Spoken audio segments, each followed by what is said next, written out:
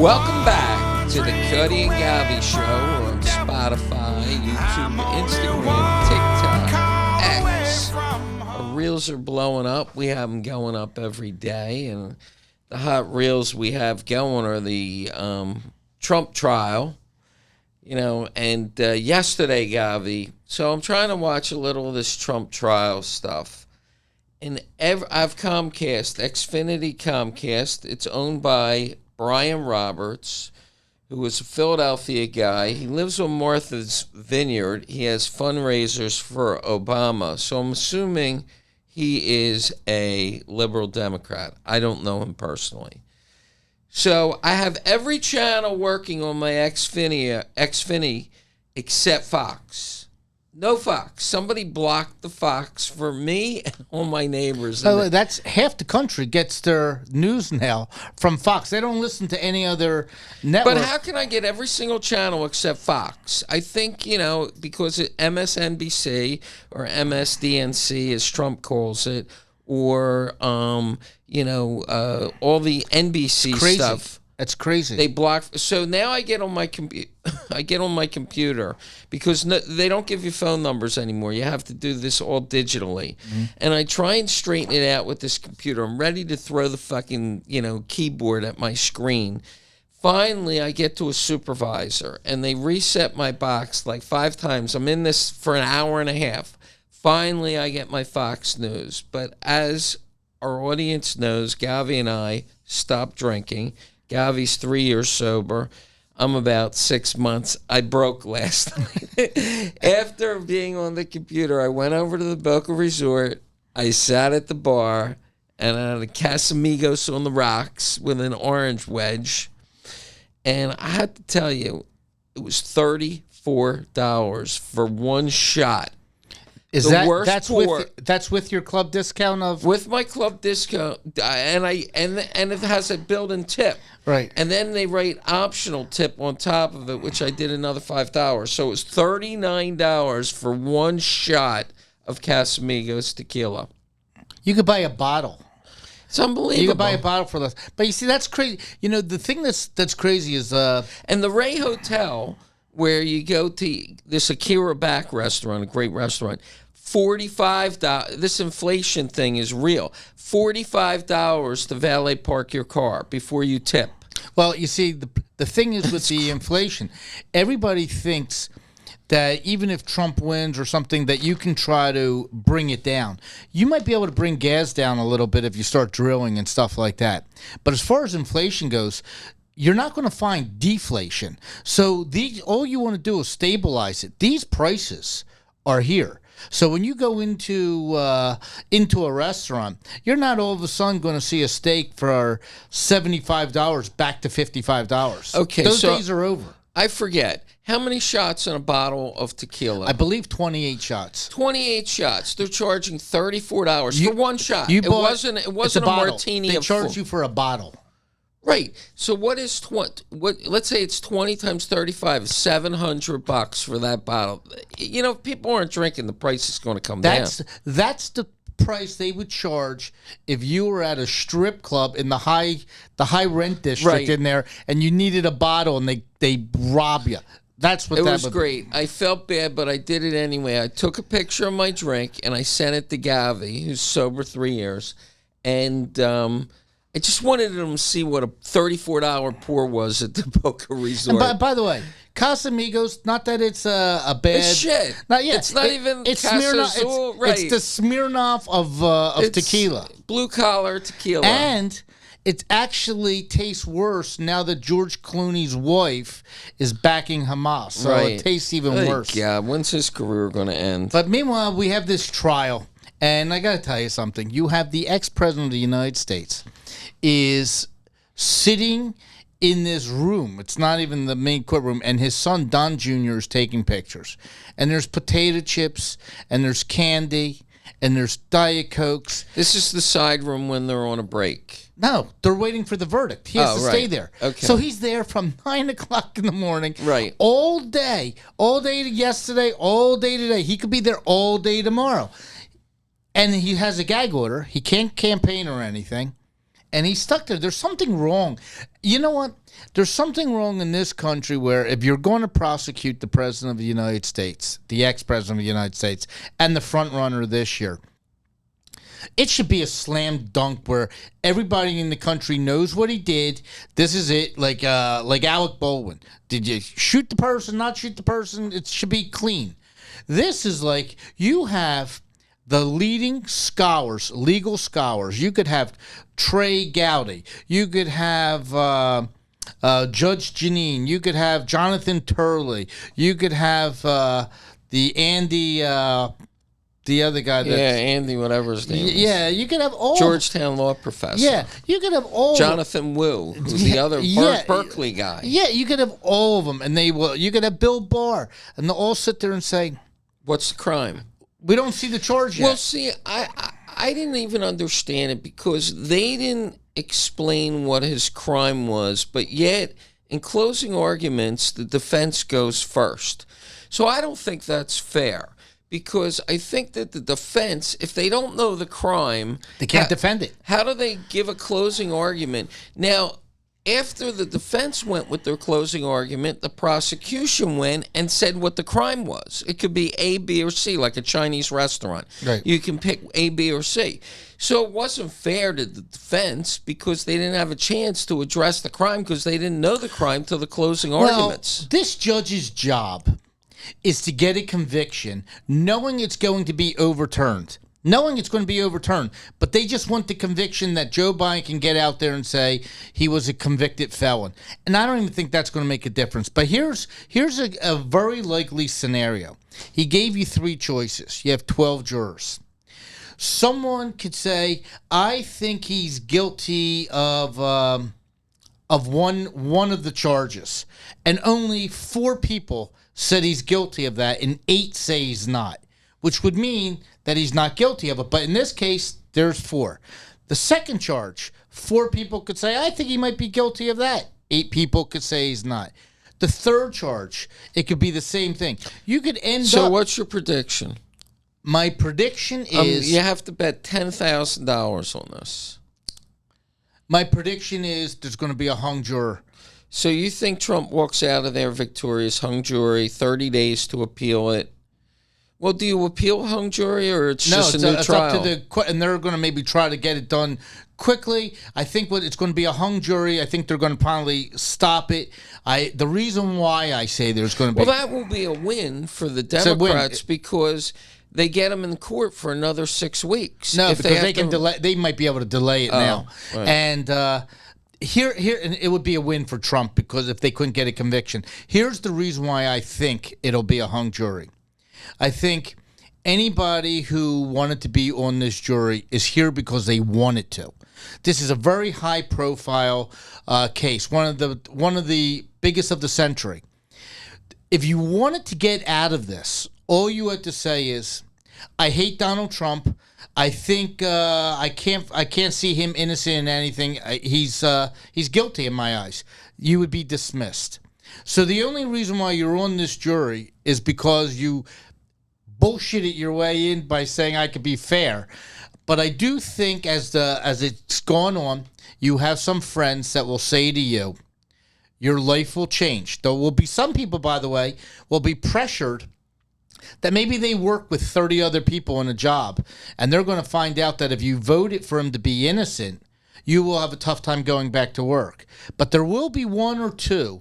And the reason why I think it's going to be more than 1, because no one wants the one person to get the credit. But there will be people that will sit there and say, you know what?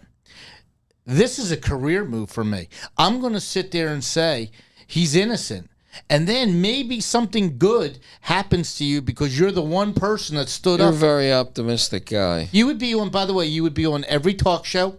You could write a book. You could write a book. You could write a book about what it was like in the courtroom. Your life could change. You're not going to let this opportunity go. So I do think there's 1 person or 2 that will be a hung jury. I say he's convicted, and I'll tell you why. Because it's now 12 hours. So 12 hours to me seems like they're having a really hard time. And if they're having a really hard time, they're looking for a conviction. I mean, if it was the first hour, he'd either be guilty right away or innocent right away. But if it's going 12 hours and it's going to go into tomorrow, I say that's a conviction. That's not good. The longer it goes, it's not good for Donald Trump. The problem is that you only need one little thing right now. So this judge is telling him, find something. Find anything. And it's called the Allen charge. He's not going to let him go until they decide guilty. It's bizarre. I mean, for this to happen. And then, by the way, just to say one thing, this judge, there's 23 judges that do a rotation basis on how you get to be picked to handle a trial. This particular judge was not elected. He was appointed. And he didn't go into this pool. He got picked by the Democrats, by Bragg, to handle this case, which is, by the way, highly, it's unusual. Then he's also the same judge who handled the other 3 cases. Weren't they looking into that? There's somebody looking into that. Yeah, but by the time they look into it, it's too late. And by the way, these cases that you might find him guilty of, like that you might find a couple charges, they were misdemeanors.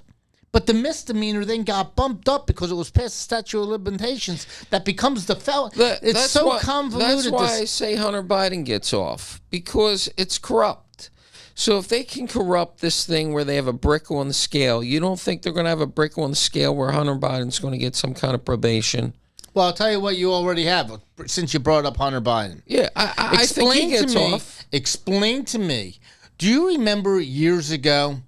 Joe Biden just visited the key witness. Yeah, but wait, do you remember years ago, Bill Clinton, all of a sudden his plane happens to be on the tarmac of Loretta Lynch, and this guy shows up on her plane to discuss Hillary Clinton, who was being investigated for her emails. Which, by the way, she used bleach blit to get rid of. But he needed to talk to her about that. Personally, where no cameras were around, even though there was one that saw him go on the plane. And he basically said that he talked about his golf game. Like, this is what he did. So now you got Joe Biden going up to the star witness for the prosecutors. And now he's going to talk to her. What do you think he said to her? And you had the binder who said basically... I can't imagine he said anything. I can't imagine... What do you think he showed up there for? I think he showed up to intimidate her physically by being there. But I don't think he's that dumb that he would have said to her, you need to throw your testimony. I can't believe he would say that. Though I did hear him say something in Philadelphia yesterday. He had a black audience yesterday. And he said... Donald Trump, to get an apartment in the Donald Trump rental portfolio, you get it by the color of your skin. If you're black, you don't get an apartment. That is the most idiotic fucking statement I've ever heard in my life. How about There's nobody in today's world that would ever How about he said touch that? Donald Trump, if you're black, he wants to use tear gas on you when you demonstrate. I mean these are retarded. This is from the president and the first lady. Do you think people believe this? No, I think actually they find it insulting now that you're putting a wedge between everybody. How can you tell the color of somebody's skin by their credit application on a rental? And they're telling you that Donald Trump's going to make life worse for you when they already lived through him. They already know that's true. They already know that their life was better with him. Now they're saying, by the way, I need your vote because he's going to. And by the way, he's talking to the Philadelphia. He's talking to, by the way, elementary school kids. So imagine you're a black kid you're in elementary school, and he's telling you, white people hate you. Did you see that nobody showed up? He had like an empty gymnasium. I know. It's incredible. So by the way, you talk about uniting the country. This guy is like, he's just spewing. Like, so if Donald Trump gets convicted, is that like the death sentence for him? Does he not win? No, it makes him stronger. He's like, makes him stronger. How's he get stronger? He's a convicted felon. Every time Joe Biden addresses it. First of all, Joe Biden won't debate him if there's a conviction. No. Yes, he's going to convey him.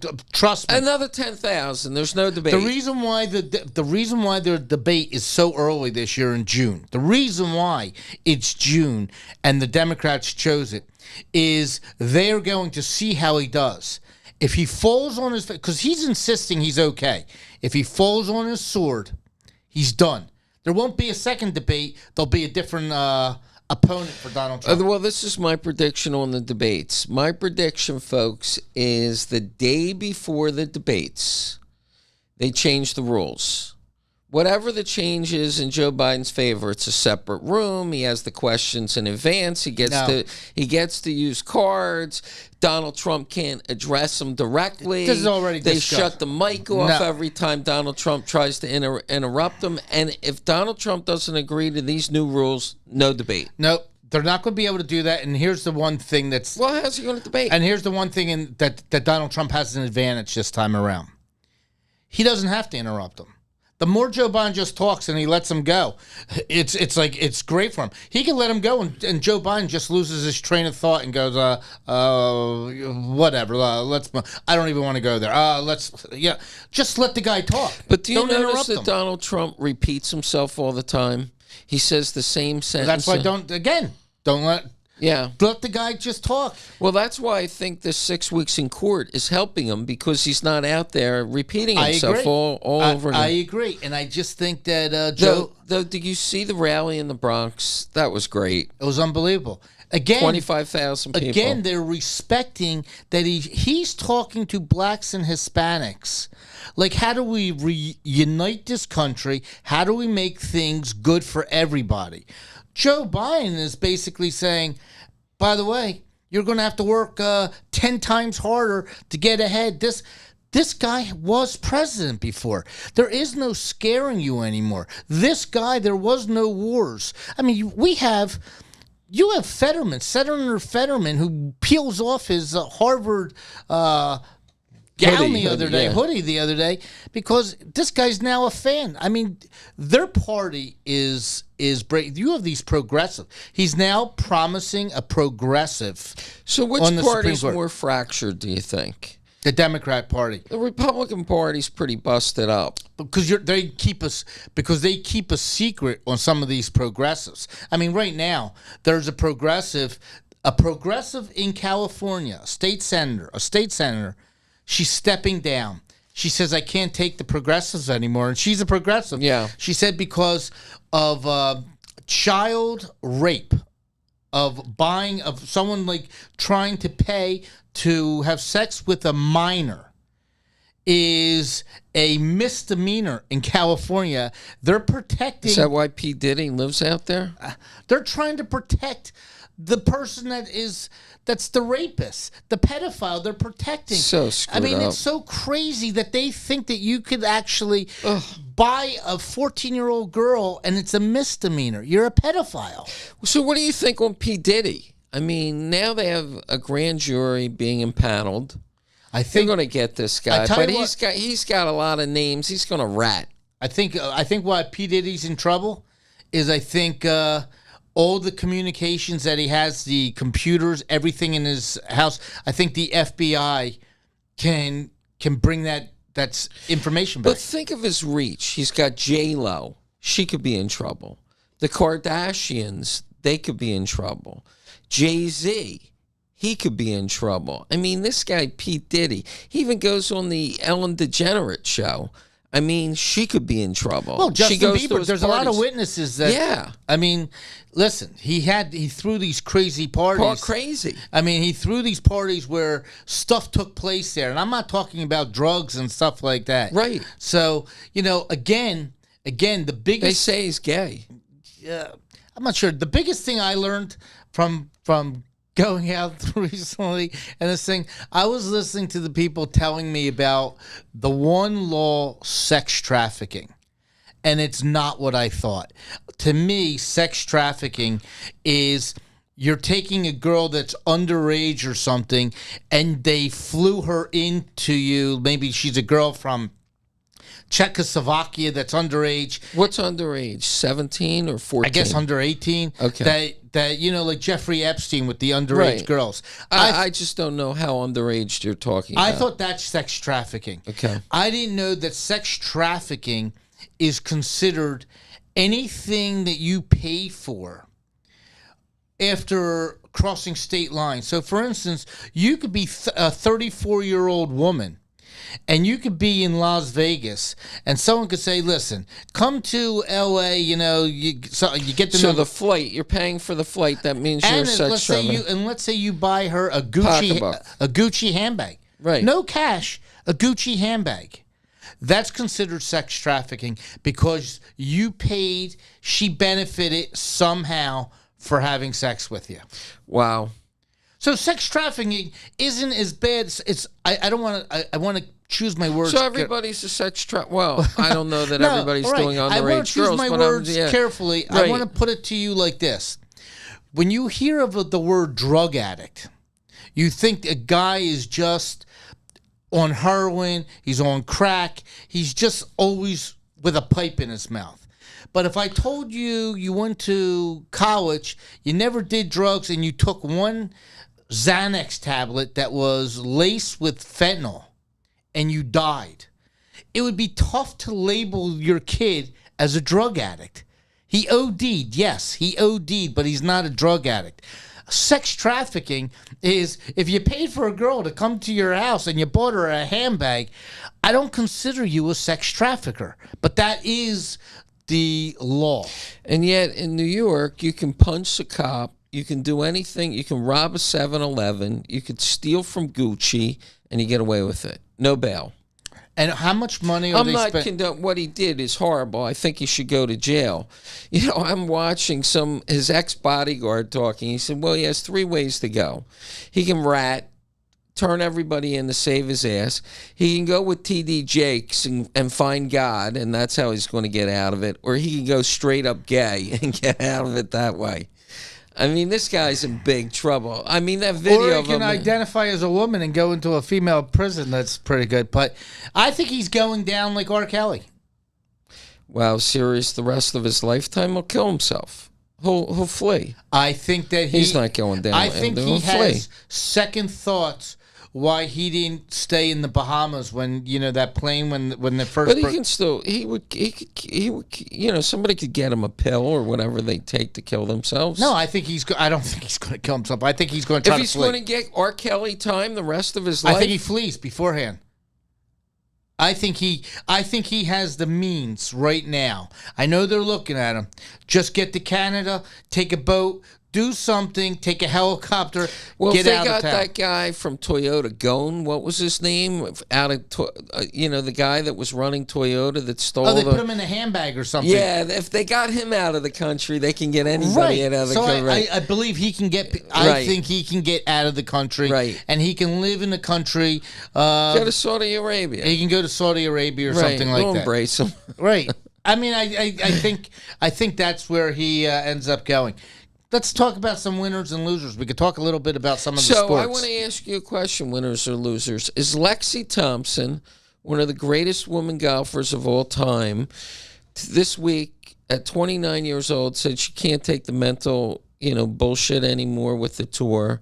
She won 17, 18 tournaments. Is she a winner or a loser by quitting on top? Neither, because she's not going to quit. No, she said at the end of the season. After this golfer killed himself, 30-year-old golfer killed himself. Well, he had mental illness. She doesn't have mental illness. She says she's mental health issues. She's burned out because she was. By the way, do you know she was the youngest female golfer to ever qualify for the U.S. Open at the age of 12? 12. 12 years old. Wow. So she's been doing this for a while. I actually, when she lived where Eagle Trace Golf Course is down here. I was next to her on the practice tee when she was 14. She was hitting 5 irons, 185 yards. And this was at 7 o'clock in the morning. She was having her swing coach there before school. I mean, it was a grind on her. She didn't really ever have any childhood, really. It was just golf. I think what she's going to do is she's going to take it slowly. Since she won majors, she qualifies for every major. She'll get exempt for every tournament because her last name doesn't end in Lee or Kim, so she's good for the tour. I think, yeah, it's great for the tour. It's a shame They need her. They need her. You know, she makes $10 million a year in endorsements. Right. Yeah. But do you know the Pro-Am, for instance? Brett Falkoff is her agent. Is he? Yeah. Okay, well, he's also, he's also the agent of Bryson DeChambeau. Yeah. He's great. I like Brett. Brett's a good guy. Yeah. So shout out to Jeff Falkoff, Brett's dad. Yeah. But what's crazy is, you have this Pro-Am on Wednesdays. And all these people, these high rollers, they try to raise money. This is the U.S. Open. This U.S. Open women's every tournament. tournament. Oh, okay. Every tournament, the practice round, the practice round for these players is Wednesday, and they let each player play with like 3. Guys that are bottlers of a company, a Cadillac dealership. Podcast superstars. They get to play with a pro as they're practicing because their tournament starts on Thursday. Right.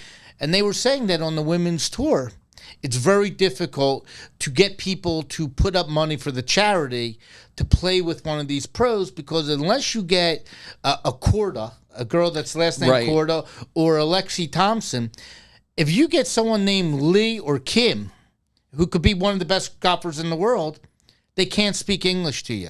So you're basically playing with someone that smiles at you. They hit a ball, and there's no camaraderie during the round. Well, how can they be on the American tour and at least not have some language skills? I mean, they have to be able to communicate. They have an interpreter? I don't know. Yeah. Right. It's not in the rule book. I saw Lexi Thompson on Saturday on the practice range. Now, let me give you a sense of how tall she is. I come up to her like belly button here. She's a very tall woman. Yeah. Beautiful. Very beautiful. Corda's tall as well. Yeah. Yeah. She took a 10 today, by the way, U.S. Open. She took a 10 on a par 3. Not a par 5, a par 3. The best women's golfer in the world took a 10. So is that lights out, you're done? You take well, a 10? It's interesting because you have to make the cut. Yeah. So that's +7 over par on one hole. Right, but she has to make the cut. So hopefully, I don't know what the cut could be, but if she wins this tournament, it would be unbelievable. But how about talking about golf? How about Rory McIlroy going through files the paper? By the way, takes Tiger Woods' attorney. They fax him the paper. He signs it and goes out and wins the tournament. Well, you know who the rumor is that he's having an affair with, don't you? Yeah, but it's not true. They came out. Amanda Boldy-Ennis, the CBS commentator. Yeah, but she's married to a. She's married to a football. She's separated. Read it. She's separated from now. The football coach. Yeah. Wow. Her marriage lasted 2 years. She's separated. As they're commiserating, he's not going to end up with her. No, he's not going to end up with her. He's going to have a bunch of fun. He ended up with this one. He was engaged to Wozniacki, the tennis player, and this girl ran the PGA. So as all this fighting, she was consoling him, and he ended up marrying the girl that was consoling him. It's like, he could... How you get him is how you lose him. Right? He could be a 3-time winner like me. I mean, this would be like his I'm a 3-time loser, folks. I mean, jeez. I mean, we could talk to him on our show.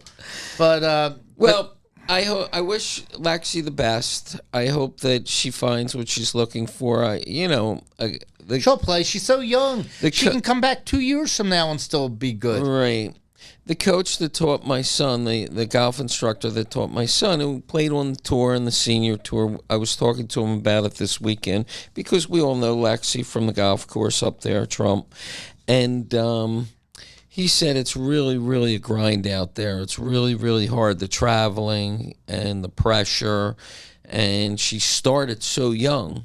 Maybe she just wants a life. She has tons of money, right? Yeah. Look, her brother...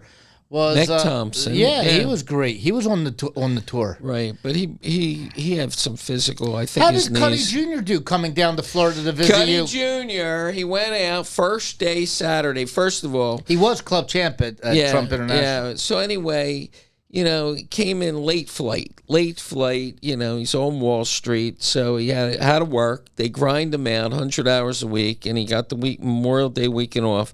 So I pick him up at the airport. Well, they're letting him out early then. Had Memorial Day off. Yeah. Wow, they gave him a carrot. So I pick him up at 12, which requires us not to start till 10 o'clock the next day. And this weekend, it was a smooth 112 degrees. I mean, literally, I lost 4 pounds of sweat. It was hot. Cuddy Jr. shot a smooth 73 after not playing golf for 6 months. Smoked it. The next day, not so good because he had a night to think about what he was doing, his swing. I think he shot a 75 or 76. So it's still great. Right. Wow. Yeah, it was great. We had a lot of fun. It was fun, but, the season, we're done next week. My club closes, so, it's it. It's too hot in Florida to play golf. I mean, it's too hot to go from here to the car. You know what? It's not bad by the ocean. It really isn't bad. I know, it's just hot, and it takes these cars 15 minutes to cool down. You know what? Philadelphia, it was 62 degrees. And by the way, if you go down the shore in the Philadelphia area, we call it the Jersey Shore. So let's see. You had tons of kids going on the boardwalk in Wildwood. They had to close that down. There was a step because they had like a stampede of kids taken, so they had to close down. They have a curfew now in Wildwood, which is like, Wildwood's wild for a reason. They have a stabbing in Ocean City on the boardwalk, which is Family Town, USA. Right, Mac and Manco's, the pizza place. Think about that. That's family. It's a dry city. It's a dry town. I remember like Shore Week when, I had a friend that got arrested because he had an open beer bottle. But Cuddy Jr. was at Lucy the Elephant on the beach this weekend. Yeah, that's... By the way, you know who also got into a fight down the shore this week? Who? You know how we say down the shore, which is the Philadelphia thing? Jason Kelsey, who, by the way... I saw that. Who, by the way, is in the New York Post every single day like the Kardashians. They follow him every day. His wife, they were at Steve and Cookie's in the parking lot waiting for a parking spot. They wanted this blueberry pie really bad, I guess. Went in there, and someone pounded on their door, and they wanted a picture. And she just wanted to get a parking spot, and she said she did not grant the picture so fast, and this drunken woman just, So was it a physical punch? Were they? No, they had a confrontation. Oh, and that's a lousy parking lot at Steve and Cookie's. Kelsey, she's 6 feet. When she was wearing her heels, she's like 6'3". She doesn't back down. Wow. And she's a Delco girl. Now, did they reopen Memories now that the late Jerry Blavitt died? Memories someone took it over, I guess. Yeah, it's back. Yeah, but anyway, we got to talk our Philadelphia Phillies. Well, let's talk winners and losers, Gavi. We're running out of time. Philadelphia Phillies, winner. They're doing great. They're doing great. But did they win last night? They lost the last three. They won last night. They're doing great. The New York Mets are imploding, which is great. You have basically in basketball. Let's talk about. You got the Celtics are in the finals. They're waiting for Minnesota or Dallas. Most likely it'll be Dallas now. So who do you like? Dallas? No, I like the Mark Cuban. I like the Celtics. I actually like Minnesota if they play the Celtics. Right. But I like the Celtics over. And the reason why the Celtics got it, just so you know, their draft picks. They took Jaylen Brown with the 3rd pick in the draft. The Sixers took Ben Simmons. They took Jason Tatum with the 3rd pick in the draft the following year. The 76ers took Foles. That's all you need to know. So Mark Cuban sold the team for $3.5 billion. He has controlling interest, though. I understand. No, he runs basketball operations. He doesn't have controlling interest of ownership. Right. So if you win it all, is your team worth more money than if you're just a regular, 76ers and, No. It's worth the same. So he didn't give anything up by selling the team. What's going to go up is your TV revenue as far as your local market and stuff. And by the way, the local market in Dallas, think about this. Their basketball team most likely will be in the finals. And the Mavericks won like 5 years ago against the Miami Heat, maybe 7 years ago.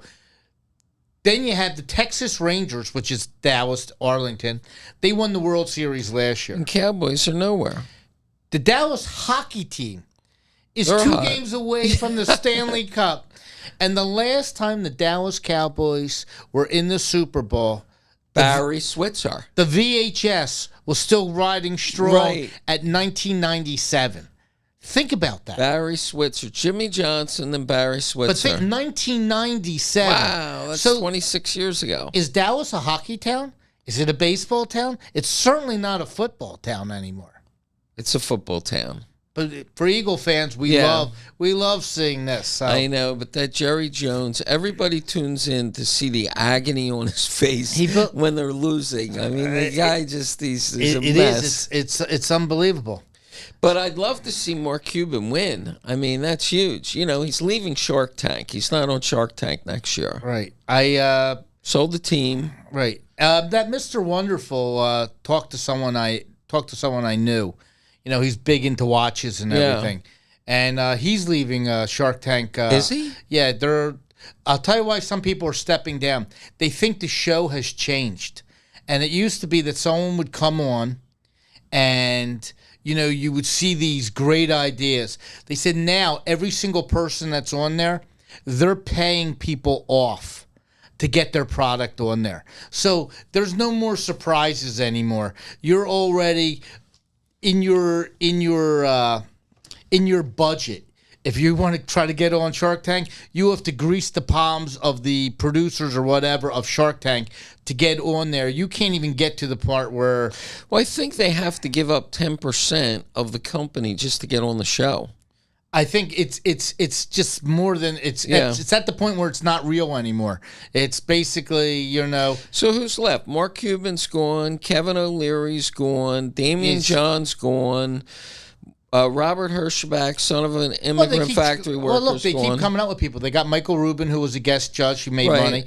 The guy who did Scrub Daddies is on there. Yeah, the guy who did the doorbell thing is now on there. Yeah, I mean, Jamie Seminoff. Yeah, you got the guy who did those bars, those the crunch bars. yeah, right. you know, the natural the nature Indian bars guy or whatever he is. Yeah, and then the next door. I mean, you got these guys that are like taking the spots. I watch it all the time. Me too.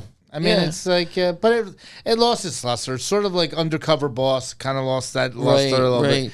But they had Lori Grenier was great, you know, and then they had that Barbara Corcoran. Right. I think Lori Grenier is the most successful because she has a scrub daddy. They've done 360 million. One of the most successful. Yeah, the most successful. Do you own one? Yeah, I do. I own one. They're great. They're great. And by the way, the guy's from Philadelphia, outside Philadelphia. Yeah. Cherry Hill. I think he bought a house just now in Gladwin. Yeah. He almost bought my house. Did he? Yeah. He's the guy. He put an offer the in, guy's but I couldn't get together stuff. with the guy. But the guy who made the most is the guy that they didn't choose. The ring guy. The ring guy. Yeah, Virgin bought that. What's his name? Who's the guy that owns Virgin Atlantic? Oh, Branson. Yeah, he bought it. Did he? Yeah. So what happened, the history on He's that... up to like ADT and some other stuff. No, what happened was he was watching the show on his private island. He has some private island. Nectar Island. Nectar Island, right? And he's watching the show and nobody bought Ring. So the next day he contacted this guy. Nobody bought it, and he said, I like what you're doing. You know, I'd like to buy your company or be your partner, and he did. Wow. Yeah. That's the story there. Wow. So look at this. He's watching TV at night. Yeah. And he did that. Virgin Atlantic, Virgin Records, Virgin this, Virgin that. Now he owns Ring Daddy or whatever it is. Phew. It's like, listen, it's like Trump with his Trump Social. They kick him off of Twitter, and the next thing you know... He's a billionaire. It's like Jeb Clampett. Yeah. You know what? He's the only guy that can sit there and say, I don't care about your NVIDIA. My Trump Social is doing pretty good. You think it's going to keep going up? Yeah. I mean, if he becomes president, it'll really Well, no, explode. because everybody they're all tuning into him because he's now not tweeting anymore. He's using Truth Social. So behind the scenes, they want to hear, if you want to follow him, you got to But if he's president of the United States and he owns Truth Social, isn't it a conflict of interest? No. Can he tweet on Truth Social? It's a platform. He doesn't have to have any day-to-day operations, but it's a platform. He's actually offering Elon Musk to be like one of his ambassadors, basically, that he's going to have him in his cabinet. Do you think so? Yeah. And Elon Musk will give up his day job?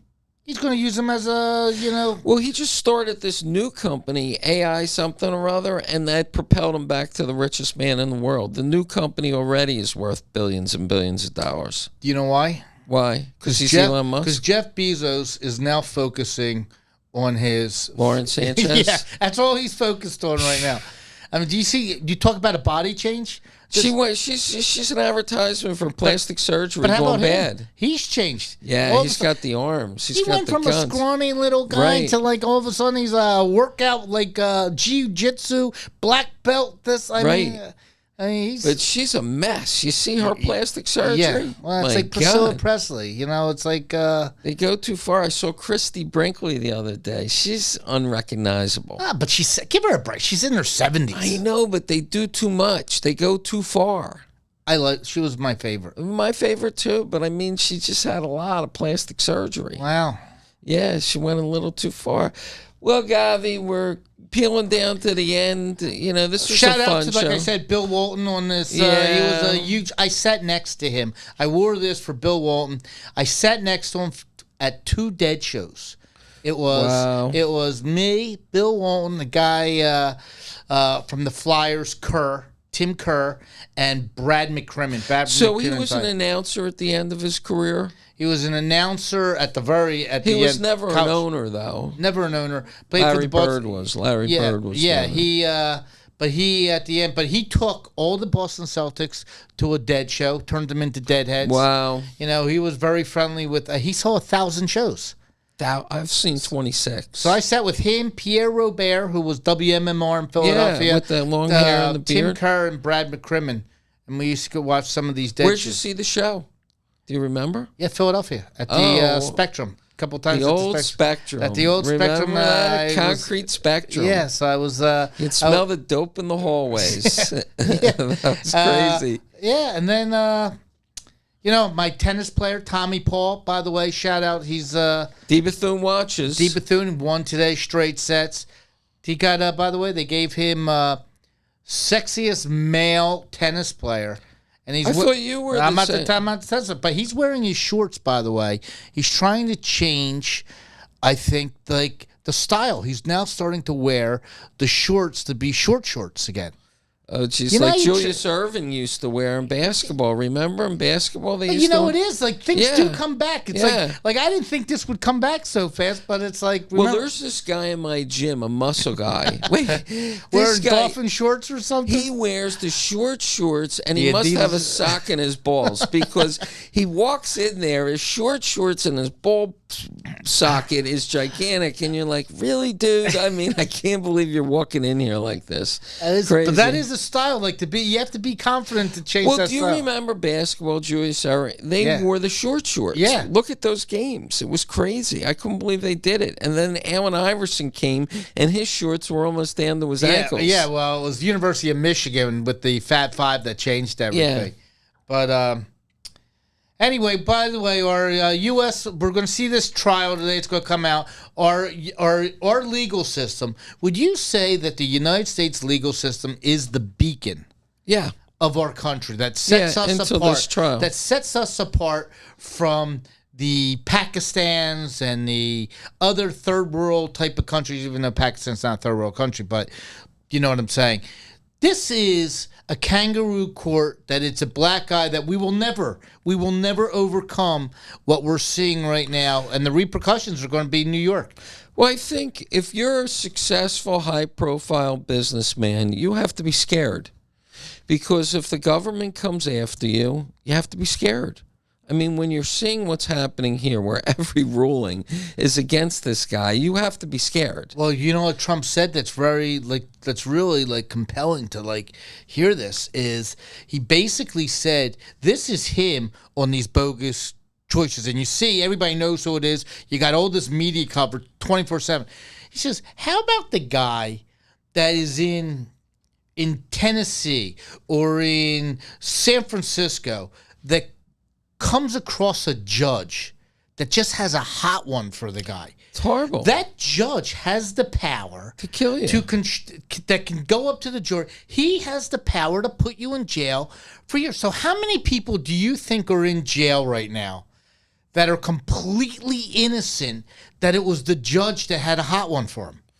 It's unbelievable. Thousands. And then the judge leaves and goes home and has a martini and watches a TV show, and this guy's on Rikers Island. Look at this Alan Weissenberg.